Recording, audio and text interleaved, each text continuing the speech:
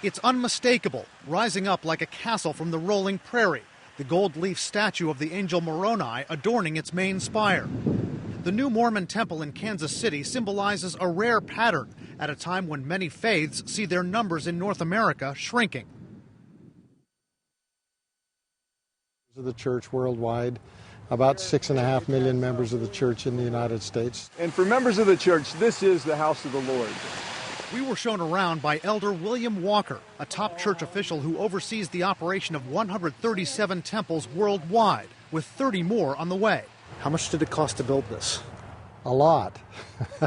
He won't say how much, but it doesn't look like any expense was spared. The chambers are striking.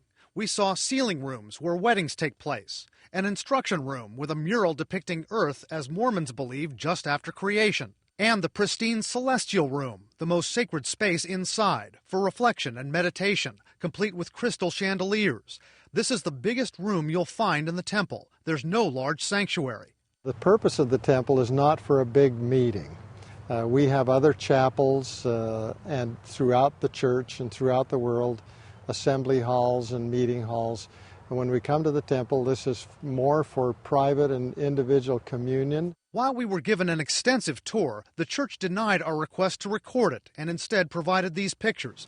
I asked Walker if that doesn't play into perceptions, right or wrong, that the church is secretive. It's not about secret, it's about sacred.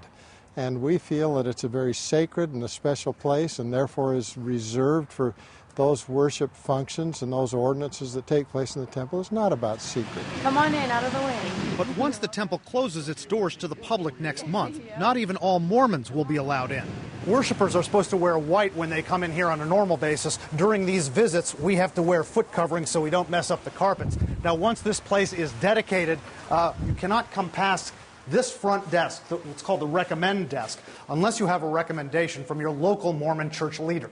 Inside, the ornate baptismal font resting on 12 oxen, symbolizing the 12 tribes of Israel. But the font also symbolizes controversy for the LDS Church.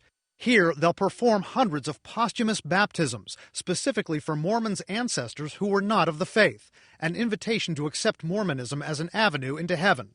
But some Mormons have used the church's genealogy database to baptize others who are not Mormon ancestors, like murdered Jewish reporter Daniel Pearl and Holocaust victims like Anne Frank, a practice that has outraged Jewish leaders. The critics say that this speaks of a theological arrogance and intolerance, that you believe your faith is the only avenue in which to get into heaven. What do you say to that?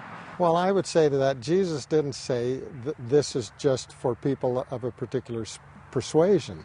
Jesus taught it's necessary to be baptized to enter the kingdom of heaven. Walker says there's no desire to offend anyone. He says the church views this as a loving, kind gesture, but is cracking down on those who violate their policy. When I asked him how he would respond to those who say the damage is done, that too many people have already been offended by posthumous baptisms, Elder Walker said, maybe we didn't do some things as well as we should have. He said we would tell them we're sorry, but we live by our word when we say we'll do something about it.